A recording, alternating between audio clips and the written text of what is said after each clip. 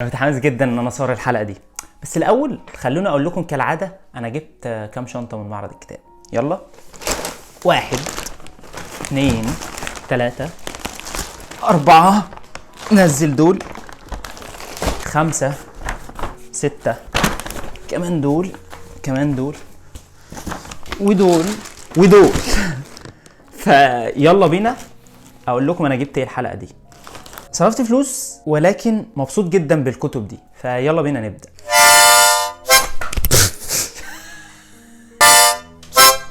ازيكم يا جماعة؟ اتمنى تكونوا بخير. حلقة جديدة.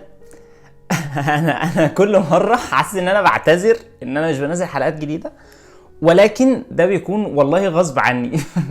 وحاسس ان انا بعيد الكلام ده كل مرة، ولكن anyway خلوني بقى اقول لكم المشتريات، يعني مشتريات المعرض. ودي الحلقه هنرجع علاقتنا ببعض يا شباب، هنرجع علاقتنا ببعض. ولكن قبل ما ابدا انا حابب ان انا اقول حاجه.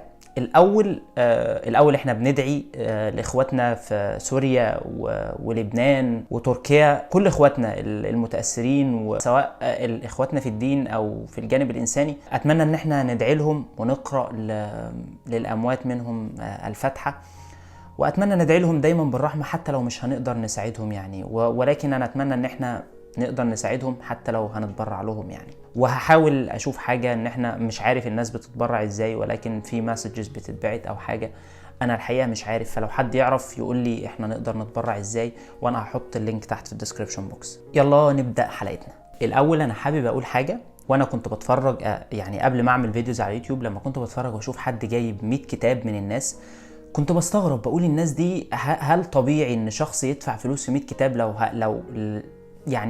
لو هل ده الطبيعي؟ فاحنا فقراء جدا. ولكن لا يا جماعه، ناس كتير سواء بوك تيوبرز او ناس بتعمل فيديوز على يوتيوب او حتى ناس شغالين في دار نشر، هم بياخدوا كتب كتير ببلاش، كتب كتير من غير فلوس. انا ما كنتش اعرف ده، ولكن انا اتفاجئت بيه السنه دي، لان انا في كتب اخدتها هدايا يعني. ولكن معظم الكتب بنسبه 90% من الكتب اللي انا اشتريتها هي كانت انا شاريها دافع فيها فلوس، ولكن في كتب بسيطه انا خدتها هدايا من دور نشر. فانا حابب اقول لكم لو انت مش قادر تشتري كتب، فهو ده الطبيعي. اسعار الكتب كان مبالغ فيها جدا جدا جدا. اسعار الكتب ما كانتش طبيعيه، خصوصا بعد ما بقى يعني لما بتاخد الدولار وبتضرب في الاكسشينج ريت. لو انت بتضرب مثلا في 31 او 32 جنيه، فبيبقى سعر الكتاب even if لو هو كدولارز قليل فهو غالي ستيل بالسعر بتاعنا. الحقيقه انا بس حابب اقول لكم ان مش كل الناس اللي انتوا بتشوفوهم جايبين كتب كتير هم شاريينها. لا، هم ممكن بنسبه كبيره هم راحوا لدور النشر وخدوا منهم الكتب دي ببلاش من غير فلوس. فسواء بقى هدايا، او سواء عشان هو شغال في دار نشر او هي شغاله في دار نشر، هي شغاله في دار نشر. المهم، فما تتاثرش بالحاجه دي. لكن خليني كمان قبل ما ابدا الحلقه، انا جبت كل الكتب او معظم الكتب اللي انا كنت باجلها من زمان، سواء من سنين فاتت او باجل قراءتها. وحسيت بصراحه وانا في المعرض ان الكتب دي هاجي السنه الجايه الاقيها غليت زياده. يعني الكتاب اللي انا كنت عامل حسابي ان انا هجيبه مثلا السنه اللي فاتت ب 100 جنيه لقيته ب 200 وب 250 وب 150 وحاجات. فانا خفت بصراحه ان الكتب تغلى، فجبت كتب هم كتير شويه، في كتب منها غاليه شويتين، ولكن انا عارف ان هي السنه الجايه هتبقى اغلى بكتير. فده اللي خلاني ان انا يعني اجيب كم كبير، ومش عارف امشي يعني سيكونس الحلقه ازاي. هنمشي ازاي؟ هل اقول لكم الكتب من الاغلى للارخص، من الارخص للاغلى؟ مش عارف. فانا خدتها كده عشوائي، ان انا الكتب اللي حاسس ان هي غاليه شويه احطها في الاول، بعد كده هنبتدي ننزل تدريجيا لحد الاخر. بس اعتقد ما جبتش المره دي كتب مش سعرها غالي شويه، يعني معظم الكتب بصراحه كان سعرها غالي جدا. يلا بينا نبدا، هوريكم انا جبت مجموعه حلوه قوي. يلا اقول لكم ايه اول دار نشر اشتريت منها. ناس كتير في كام دار نشر كده قالوا لي ما تروحهاش عشان غاليه قوي، ولكن ستيل حتى لو غاليه فانا برضو محتاج الكتب دي يعني. ماشي، يعني انا عارف ان هي غاليه شويه، ولكن انا محتاج الكتب دي. بس حاولت اكون سيلكتيف، ما اجيبش الكتب اللي انا ممكن اكون مش محتاجها قوي. لا، انا جبت الكتب اللي انا فعلا محتاجها، او محتاج ان هي تكون في مكتبتي اتليست. يعني حتى لو ما عرفتش اجيب طول السنه كتب، فستيل هيبقى عندي كم كويس من الكتب. انا مش هندم على فلوس انا دفعتها في كتاب، لان دي الحاجه اللي بتفرحني. في ناس حاجه تانية بتفرحها، بس دي الحاجه اللي انا بكون مبسوط وانا بعملها، فستيل حتى لو انت شايف ان ده سعر مبالغ فيه شويه في الكتاب، فستيل انا حابب الكتاب، ستيل ان انا حابب ان ده يكون جزء من مكتبتي. فيلا بينا نشوف ايه اول دار نشر. اول دار نشر هي منشورات الجمل. منشورات الجمل يعني ايه؟ بلاش يا جماعه نضحك ونقول يعني هي من الدار نشر اللي انا بحترمهم جدا. عندهم كتب فعلا تبقى محتار تاخد ايه، كلهم واخدين اعمال حلوه قوي قوي. فيلا اقول لكم اول كتاب انا بحب يوسا، بحب ماريو فارغاس يوسا. هو ده الكتاب، هو ده، اتمنى يكون ظاهر. هو شيطانات الطفله الخبيثه لماريو فارغاس يوسا. انا كنت عملت كتاب حفله التيس واتكلمت عن يوسا، واعتقد ان انا هتكلم تاني. انا بحاول ان انا اجمع اعمال يوسا كلها في مكتبتي، لان انا بحب طريقه كتابته، بحب اسلوبه. فيوسا هو بالنسبه لي من الكتاب المختلفين. فالكتاب ده قلت ان انا مش همشي حتى لو انا عايز اجمع اعمال يوسا كلها وهم كلهم مش عندي، فكان لازم اجيب كتاب منهم. فكان الاختيار وقع على شيطانات الطفله الخبيثه. يعني خلينا افتحه معاكم. في اكياس كتير هتبقى موجوده النهارده. هي اختي ورا الكاميرا قاعده تقول لي هات الكيس ده ما ترميش على الارض، فاحنا هنرمي على الارض وبعد كده ننضف. بعد كده اكشلي مين اللي هينضف؟ طبعا يعني مش عايز. بصوا يا جماعه، بصوا الورق والصفحات، بصوا الجمال، بصوا الكفر حتى.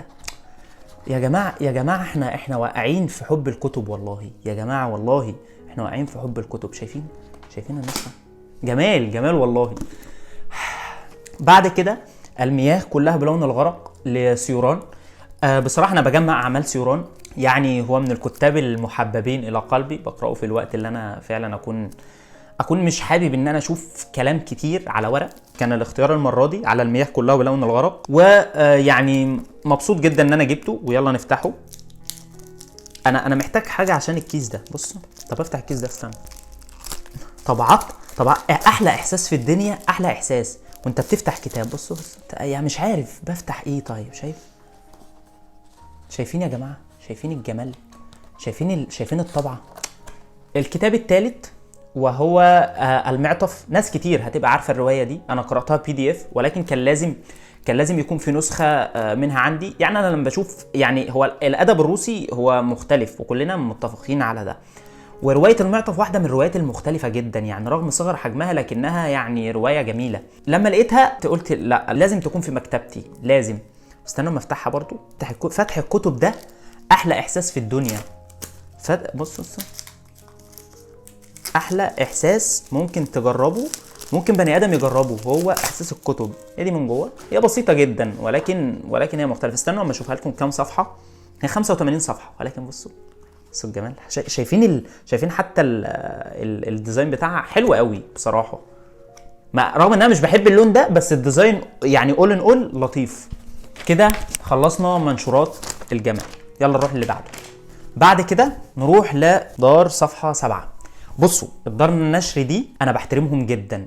يعني شايفين الشنطه بتاعتهم، تحسها جميله قوي. بصوا يلا نطلع منها بقى، هوريكم. بصراحه انا بحب الحاجات دي، لان الناس دي يعني هم مش بيستخدموا البلاستيك، بيستخدموا القماش، او دور النشر كان بيستخدم كرتون مثلا. بيحافظوا على البيئه اكتر. وبصراحه انا بحترم الناس دي بصراحه. بحس انهم هو فعلا هي دار نشر، فاهمين؟ اول كتاب هو تهمة اليأس لشوبنهاور، الفيلسوف الألماني الجميل. أنا مش عارف أنا عندي كتاب تقريبا لشوبنهاور ولا لأ، ولكن الكتاب ده أنا كنت عايز أجيبه بقالي فترة بصراحة. عايزه يكون عندي، وعايز أعمال شوبنهاور كلها بجد والله. يعني أنا فعلا عايز أجمعها كلها يبقوا عندي في مكتبتي. وما كانش موجود كتير برضو في صفحة 7. هو كان موجود تهمة اليأس، وكانوا عاملين خصومات لطيفة بصراحة. يعني رغم برضو إن أسعار الكتب ما كانتش قليلة، هو ستيل بعد الخصم السعر كبير يا جماعة برضو. فخلوني برضو أقول لكم أفتح الكتاب ده. طبعات فعلا والله يا جماعة تستحق الاحترام. يعني هي دي الطبعة، هي دي طبعا تستحق الاحترام والله، يعني بجد. الكتاب الثاني هو جنون الحشود عن الجندر والعرق والهوية. الكتاب ده لدوغلاس موراي، هو كاتب أمريكي. أنا متأكد أن الكتاب ده هيكون اكتشاف بجد والله. يعني خلوني أقرأ لكم بس سطرين من اللي مكتوب على ظهر الكتاب. بدأت القصة لحظة اعتقد الجميع أن نضالات المثليين والمثليات والنسويات تكللت بالنجاح، ووسمت نهاية ظلم تاريخي لكن بدلا من أن تتوقف هذه المعارك معلنة النصر والوصول إلى تحقيق المطلب المشروع المتمثل بالمساواة في الحقوق، تبدلت وأخذت أشكالا أخرى وزادت من زخامتها، معممة المنظور الجندري ليشمل الجميع بمن فيهم الأطفال. الكتاب ده أنا متأكد إنه هيبقى كتاب مختلف جدا. أنا متأكد إن الكتاب ده مش آخر مرة هنتكلم عنه.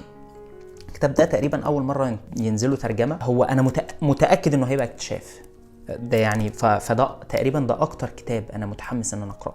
خلونا نفتحه. إحساس إنك بتفتح كتب جديدة ده أمتع من إحساس أي حاجة في الدنيا. إحساس إن أنت تبقى مبسوط، اللي هو عارفين ده ريحة الكتب الجديدة كده. بصوا مختلفة. الكتب فعلا لها في تقريبا برفيوم بيتعمل من ريحة الكتب تقريبا. مش عارف انا بفتي ولا هو فعلا ده حقيقة، بس اكشلي انا حاسس ان ده حقيقة. بصوا الكتاب، شايفين النسخة، شايفين الكتاب. كتاب جميل يا جماعة والله. يعني ده كتاب جميل. هو ده الكتاب. انا ما جبتش الكتاب الاخير ده من صفحة 7، انا جبته من ممدوح عدوان.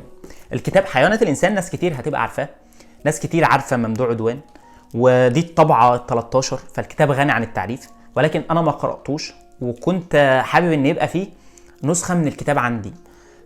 وقلت زي ما انا قلت في اول فيديو ان انا هجيب الكتب اللي انا ما جبتهاش من زمان. يعني انا مبسوط ان انا جبته بصراحة. استنى اما افتحه معاكم. سامعين صوت الكتاب المفتوح، صوت مختلف. انا كل مرة هقول لكم كده بس انت هتفرحوا زيي. نسخة جميلة. انا مبسوط ان الكتب دي هتبقى في مكتبتي. بصوا هي دي النسخة. مبسوط ان انا جبتها قوي. ماشي. بعد كده ديوان الاول. حابب ان انا اشكر في الشكل العام، يعني كمان عاملين الشنطة شكلها حلو قوي. ديوان من دور النشر اللي عملت لنفسها هوية بشكل كويس، وكمان هي صارفين على الدعاية بشكل حلو قوي، خصوصا بعد طبعات نجيب محفوظ اللي خدوها جديدة، وشكلها لطيف جدا. انا لسه ما جبتش منها حاجة، فخصوصا ان انا عندي طبعات نجيب محفوظ بتاعت مكتبة مصر، فلسه ما قررتش اجيب طبعات ديوان او لا لسه بصراحة، وكان عندي اولويات. ولكن اعتقد بعد الاسعار اللي انا شفتها في ديوان ما اعتقدش ان انا هجيبها لسبب معين. انا رحت اجيب كتاب الاستشراق للكاتب ادوارد سعيد. الكتاب ده انا كنت حابب ان انا اجيب اكتر من عمل لادوارد سعيد، خصوصا ان انا بحبه وانا اتكلمت عنه في فيديو قبل كده. ولكن الكتاب ده موجود كان مكتوب يعني على اساس كلام ديوان هو قبل الخصم ب 375 جنيه. قالوا لي بعد الخصم هو ب 300 جنيه، فقلت تمام. فاخدت الكتاب ومشيت.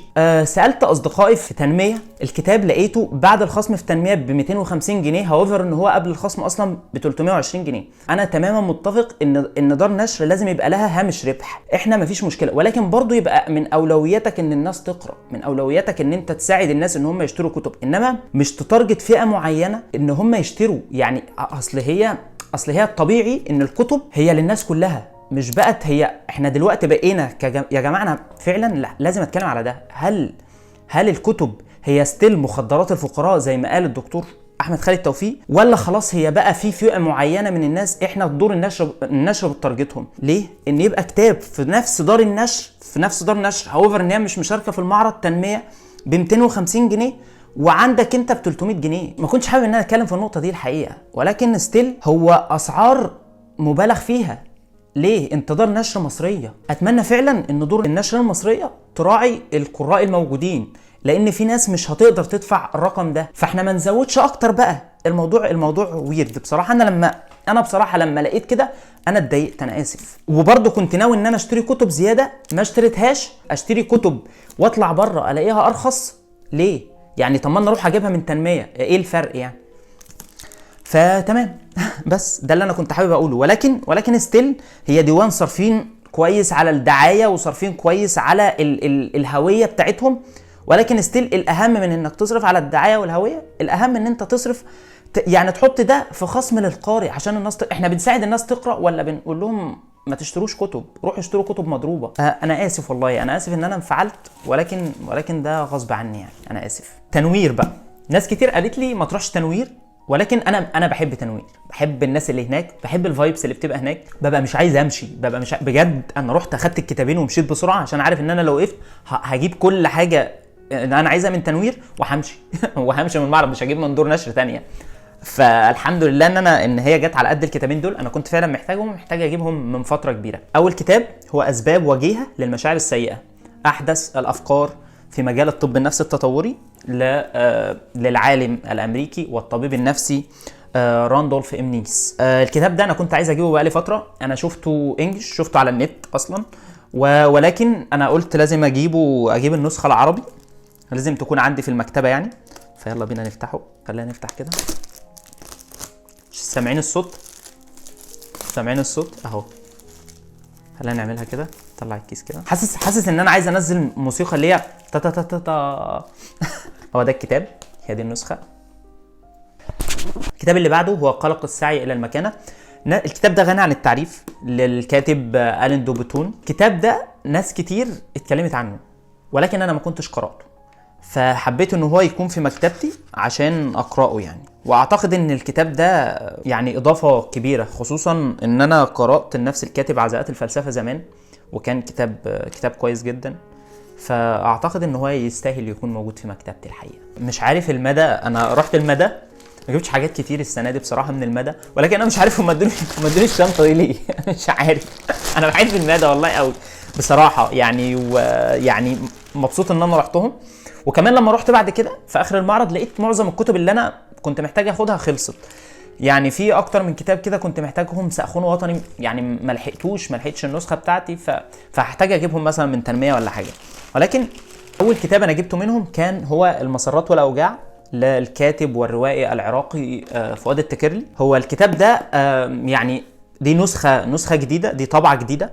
الكتاب كان بقاله فتره ما انطبعش، فانا مبسوط ان انا اقتنيت النسخه دي، خصوصا ان انا عارف الكتاب من زمان جدا، ويعني فقلت لازم النسخه دي تكون موجوده في مكتبتي. الكتاب الثاني برضو انا كنت عايز اجيبه من زمان، هو كتاب جاليليانو رأسا على عقب. ادوارد جاليليانو غني عن التعريف، وكتاب رأسا على عقب كمان واحد من افضل كتبه يعني. مبسوط ان انا جبته ومتحمس جدا ان انا اقراه بصراحه. فيعني حتى انا يعني من الكتب اللي انا فعلا عايز اقراها باسرع وقت. انا متحمس لمشترياتي السنه دي كلهم فعلا. انا كنت بحاول اجيب الكتب حتى لو هي قديمه او مطبوعه قبل كده، فستيل انا كنت عايز اجيب الكتب، لان انا حاسس ان انا مش هجيب زي ما اكون مش هجيب كتب تاني. بعد كده الرافدين من دور النشر اللي انا بحترمهم كده، بيبقوا ديسنت وكويسين. اول حاجه هو سيكولوجيه الجماهير. انا جبت الطبعه دي بتاعه الرافدين، انا عارف ان في طبعه تانية، ولكن انا اتمنى ان انا اكون جبت الترجمه الصح، لان انا حبيت طبعه الرافدين وبحب كتب الرافدين الصراحه. انا مش عارف هل الطبعه الجديده او الطبعه التانية بتاعه سيكولوجيه الجماهير هل هي نفس الترجمه، والناس اللي قرأوا الترجمه دي يا ريت يقولوا لي هل هي كويسه ولا لا. استنوا ما افتحها معاكم.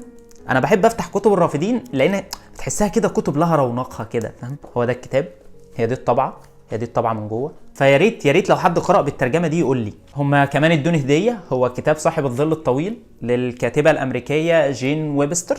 ناس كتير اتكلمت عن الروايه دي، فانا ما كنتش جبتها ولكن هم ادوها لي هديه، فمتحمس ان انا اقراها. فيعني ناس اصدقاء كتير عندي قرأوها وقالوا لي، كانوا بيقولوا لي لازم تجيبها، بس بصراحه ما كنتش حاطط اولوياتي ان انا هجيبها يعني.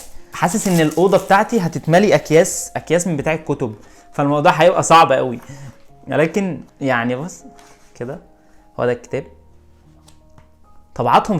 طبعاتهم لها كده ايه، تحسها حد لابس بدله كده وديسنت كده وايه وعامل كده.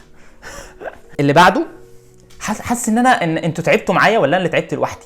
يلا نروح لدار نشر برضو جميله جدا، هي المحروسه. شايفين يا جماعه المحروسه؟ شايفين؟ من دور النشر اللي انا بحترمها قوي، ده يعني كونت لنفسها هويه كده مختلفه.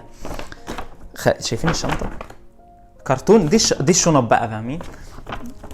اول حاجه هي مدينه الرب.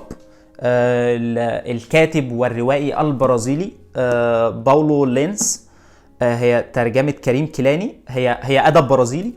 الروايه دي انا شفت ريفيو عنها كويس جدا من سنه وعلمت عندي، خصوصا ان الفيلم بتاعها هو اترشح لاوسكار اكتر من مره، فكنت متحمس جدا. ولما رحت بصراحه مبسوط ان انا لقيتها على طول، وكمان الكيس بتاعهم اتفتح بسهوله، فده حاجه حلوه قوي. الله، شايفين؟ الله، شامين ريحه الكتب يا جماعه. شايفين ايه الجمال ده؟ ايه الجمال؟ شايفين الجمال؟ فانا بصراحه المحروسه انا فعلا بحترمهم. بدون هديه، استنوا اقول لكم الهديه كمان. هقول لكم الهديه. هي واحد من اكتر الكتب عندهم مبيعا، هو افيون وبنادق للمؤرخ والكاتب الكبير صلاح عيسى. فاعتقد ان الكتاب ده كانوا اصحاب كتير بيقولوا لي عليه، ولكن انا كنت حاططها، يعني كنت حاطط مشترياتي اولويات. فالاولويات دي ما كانش منها افيون وبنادق، ولكن كنت هجيبه، ولكن هم ادوا لي هديه فاتبسطت قوي. استنى بنعمل الحركه بقى اللي هم بيفتحوا بيها الكتاب كده اهو. شفتوا ده؟ شايفين؟ هو ده الكتاب، هو ده. فشكرا المحروسه، واتمنى ان الروايه تعجبني، وكتاب صلاح عيسى كمان. يعني انا متاكد انها هتكلم عن الروايه دي، انا متاكد. طيب بعد كده الكارما يعني من الدور نشر اللي ابهرتني. الاول هتكلم عن الشنطه بتاعتهم حلوه قوي. بس ليه يا جماعه؟ طب ما تخلينا نستخدم مثلا شنطه زي بتاع الديوان او زي بتاع المحروسه. الاثنين كويسين او شكلهم حلو. بس بصراحه الكارما من دور النشر اللي ابهرتني السنه دي. كانوا عاملين خصومات كتير كويسه جدا، ومش بقول كده عشان الاستاف اللي فيها معظمهم صحابي، ولكن الناس دي عندهم خصومات كتير، وعملوا خصومات كتير السنه دي. بصراحه انا واحد من الناس جبت كام كتاب منهم. اول حاجه انا كنت رايح مخصوص عشان الثلاثيه دي، هي خطابات محمد خان. انا كنت عايز اجيبهم من السنه اللي فاتت 3 اجزاء دول، ولكن ما لحقتهمش السنه اللي فاتت، فروحت السنه دي اجيبهم. مبسوط ان انا لحقتهم، لان وكمان يعني النسخ جميله بصراحه. انا تقريبا لحقت اخر نسخه. يعني انا رحت اليوم ده كانوا هم ال3 موجودين في، مثلا الجزء الثالث كان فيه منه شويه، الجزء الثاني كان فيه منه شويه، الجزء الاولاني كان باقي نسخه واحده. فما صدقت ان انا لقيت ال3 خدتهم ومشيت على طول. وكمان سعرهم كان كويس قوي بصراحه. تقريبا كانت يعني الجزء ب 30 جنيه، فكانوا كويسين. فمبسوط ان انا لحقتهم. استنوا ما افتح الجزء الاخير معاكم بقى. استنى اعمل كده. هو المره دي مش شغال ليه؟ انا حاسس الاكياس دي كلها مش عارف يعني بقى، ربنا يستر. هم دول جمال جدا. بعد كده كان نوح من الناس اللي كانوا موجودين في الكارما، قال لي لازم تاخد دنقله لادريس علي. بصراحه انا لما قرات عن الروايه لقيتها لطيفه لحد كبير. فيعني اكيد هيجي لها وقت واقراها. كمان ان تكون عباس العبد لاحمد العيدي، انا قرات يعني ان تكون عباس العبد على الكندل، ولكن كانت النسخه ما كانتش احسن حاجه بصراحه، وقلت ان انا لازم اجيبها تكون النسخه دي عندي. فيلا بينا نفتحها. روايه جميله جدا، خصوصا ان هي كانوا يا جماعه منزلين الحاجات اللي زي دي ب 10 جنيه. خصوصا انا ما شفتش حاجه في المعرض اصلا ب 10 جنيه يا جماعه. فبصراحه دي حاجه تحسب للكارما. اتليست الناس اللي هي ممكن تقرا في اي وقت. احنا يا جماعه هي القراءه، في ناس مش هتقبل على القراءه غير لو لقت الحاجه قدامها. فهو ده اللي عملوه الكارما. فبصراحه انا مبسوط من اللي عملوه الكارما السنه دي. الكتاب الاخير هو انا جبته من الشروق. هو صفحات من مذكرات نجيب محفوظ للناقد والكاتب الكبير رجاء النقاش. هو نجيب محفوظ كان رافض ان يتكتب سيرته الذاتيه، ولكن الكاتب قعد معاه 18 شهر عشان يكتب الكتاب ده. كتب حاجات اراء نجيب محفوظ في الفن والسينما وغيرها. وخصوصا انا لما فتحت الكتاب ده قرات فيه شويه، لقيته كويس قوي. فكان لازم النسخه دي تبقى موجوده عندي يعني. حتى شايفين النسخه. انا برضو بحب طبعات الشروق بصراحه. يعني الشروق من دور النشر اللي من الاول اسعارها متوسطه وكويسه، وعندها حاجات كويسه قوي بصراحه. فالكتاب ده جميل. شايفين صوره نجيب محفوظ بره كده وبتاع. انا تصدقوا ان انا عايز اجيب صوره نجيب محفوظ كده احطها لكم هنا في اللوكيشن. انا بفكر في الموضوع ده، قولوا لي ايه رايكم. بعد كده نروح للمركز القومي للترجمه. المركز القومي للترجمه هو من الاماكن اللي انا لازم اروحها كل معرض. مش هينفع ان انا اعدي كده على المركز القومي وما ادخلش بصراحه. اول حاجه جبتها هو الغصن الذهبي. هو كتاب في الدين المقارن. الكتاب ده اصلا كان معمول في اكتر من مجلد، ولكن يعني لما كنت مع اصحابي قالوا لي ان انت لازم تقتني النسخه دي. بصراحه انا كان معايا كتب كتير وكنت متردد هل اشيله او لا، ولكن ده كان لازم يكون موجود في مكتبتي. فذاتس واي ان انا جبته يعني. استنى اما افتحه بقى معاكم. نرمي دي. هو ده الكتاب، هو ضخم شويتين 3، تقيل كمان. هو كام صفحه؟ استنوا كده، هو يعني هو 950 صفحه، يعني اولموست 1000 صفحه يعني. بعد كده تراث دافنشي. الكتاب ده بصراحه ليوناردو دافنشي شخص مليء بالاسرار، فبمجرد ما شفت الكتاب ده كان لازم يكون عندي. من جوه شايفين يا جماعه الكتاب عامله ازاي؟ فحسيت ان هو لا، الكتاب ده لازم يكون عندي، خصوصا ان انا حابب يعني ليوناردو دافنشي زي دايما كان بيبهرني، شفت عنه دوكيومنتريز وبتاع، فحبيت ان انا لا، يا ترى هيتقال ايه في الكتاب ده. كان الموضوع بالنسبه لي لا، لازم اعرف يعني. الاخير من المركز القومي للترجمه. استنوا اوريكم الشنطه بتاعت المركز القومي. هم ادوني شنطتين، الشنطه بتاعت المركز القومي، فاكرين الشنطه دي؟ مش عارف هم ادوني دي ودي، فمش عارف ليه، بس دي انا بحبها اكتر. بعد كده هو كتاب رحلة البيجل لتشارلز داروين. البيجل هي اسم السفينة اللي طلع عليها تشارلز داروين لمدة 5 سنين قبل ما يكتب النظرية بتاعته، هو اللي كان بيجمع من عليها العينات أو أشكال الطيور قبل ما يعرض النظرية بتاعته. فهو بيحكي قصته على سفينة البيجل. أنا عارف القصة كلها والكتاب ده ولكن أنا لما شفت الكتاب ده لا، قلت هو تقريبا له أكتر من جزء، فهو ده الجزء الأول.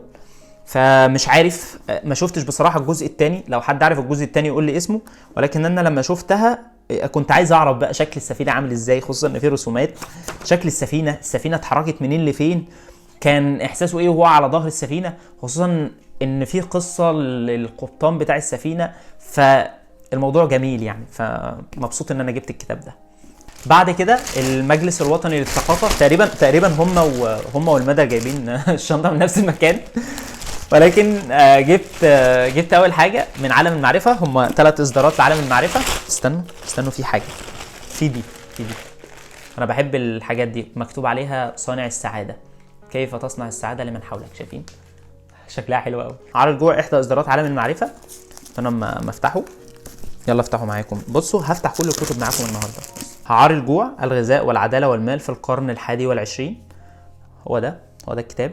التفكير العلمي لدكتور فؤاد زكريا. دكتور فؤاد زكريا انا قرات له حاجه قبل كده، ولكن انا ناسي هي ايه، كانت برضو حاجه علميه تقريبا انا قرات له حاجه، بس ولكن مش فاكر، هي عندي في المكتبه يعني، هشوفها لسه. الكتابين دول انا جبتهم من عند بتاع الجرايد يوم المعرض، جبتهم النسخه ب 20 جنيه. ده انا جبته من المعرض، جبته ب 30 جنيه، بس ده اصدار 2019 اغسطس. هم تقريبا اصدارات 2019 ما نزلوش او حاجه، دول 2022. استنى اما افتح ده.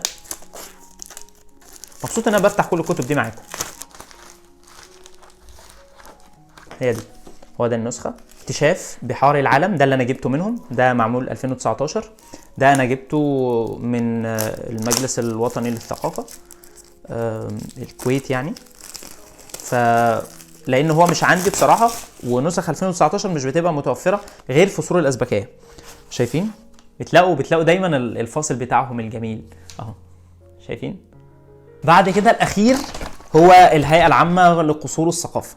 هقول لكم انا جبت منها ايه بقى. اول حاجه جبتها 3 دروس في ديكارت لترجمه يوسف كرم. هو دكتور يوسف كرم اللي عمل تاريخ الفلسفه، اللي هو 3 اجزاء، تاريخ الفلسفه اليونانيه وتاريخ الفلسفه الاوروبيه وتاريخ الفلسفه الحديث. فاتمنى يكون هو اللي مترجمه، فهتبسط قوي. انا شفته، هو كتاب صغير تقريبا، هو 50-60 صفحه، ولكن انا يعني لما شفته تحمست جدا له، وحابب اعرف يعني هيكتب ايه.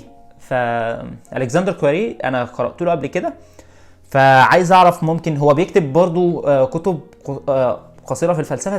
تقريبا كان مدخل في قراءه افلاطون على ما اتذكر يعني. هبقول لكم رايي في الكتاب الصغير ده. بعد كده بما ان الهيئه العامه لقصور الثقافه كانت عامله احتفال لطه حسين، جبت المجموعه دي. اول حاجه جنه الحيوان، بعد كده تجديد ذكرى ابي العلاء، بعد كده من بعيد، مرآة الاسلام، الوان، بين من لغو الصيف الى جد الشتاء، من ادبنا المعاصر، خصام ونقد. هي دي المجموعه اللي انا جبتها. في حاجات تانية ولكن انا ما جبتهاش، ما كنتش قادر اشيل الصراحه. فانا مبسوط ان انا جبت المجموعه دي يعني. اتمنى ان انا اكملها في وقت من الاوقات، ولكن anyway انا مبسوط ان انا جبت دول يعني. الطبعه الجميله بتاعه رباعيه الاسكندريه، طبعا ناس كتير هتحب دي، كانت موجوده في قصور الثقافه. انا يعني بصوا، هو بصراحه انا مبسوط ان انا جبتها من قصور الثقافه ده بجد، لان انا كنت هشتريها، ولكن ان انا اجيب الرباعيه كده فلا يعني ده انا مبسوط جدا، واعتقد ان انا هخلصها على طول، لان انا فعلا كنت عايز اقراها. كنت عايز اقرا رباعيه الاسكندريه من فتره، يعني هي رباعيه بتحكي عن فتره الحرب، وانا فتره الحرب العالميه الثانيه وما بعدها، لا انا متحمس شويه ان انا اقرا. واخيرا مش هينفع ان انا امشي من معرض الكتاب قبل ما اشتري حاجه اروح سور الازبكيه اجيب اي حاجه. لما رحت سور الازبكيه حسيت ان انا مش عارف ادور شويه، حسيت ان انا حاسس ان انا تايه شويه، ولكن وده حسسني بزعل، لان انا كنت بعرف اطلع الكتب الكويسه من سور الازبكيه. انا رحت طبعا للي انا اعرفه هو عمنا نجيب محفوظ، عايز اجيب الحاجات اللي ناقصاني طبعه مكتبه مصر، فرحت اجيب مصر القديمه لعمنا نجيب محفوظ، الطبعه الجميله، الطبعات اللي انا بحبها طبعا بالشكل الطبيعي بتاعهم. بعد كده عبث الاقدار، الاتنين ما كانوش عندي ويعني مبسوط ان انا جبتهم. شايفين عبث الاقدار، شايفين النسخه، شايفين شكل الكتاب، شايفين الشكل ده. انا بحب الكتب اللي زي دي قوي. بصوا، جمعيه الشبان المسلمين، حلو قوي ده. بصوا، جميل بصراحه. بحب اعمال نجيب محفوظ دايما. وبكده تكون نهايه حلقتنا. اتمنى تكون الحلقه عجبتكم. ما تنسوش طبعا لو عجبكم الفيديو تعملوا لايك وشير وسبسكرايب، وتستنوني في الحلقه اللي جايه اللي هتكون قريب ان شاء الله. واشوفكم الحلقه اللي جايه. سلام.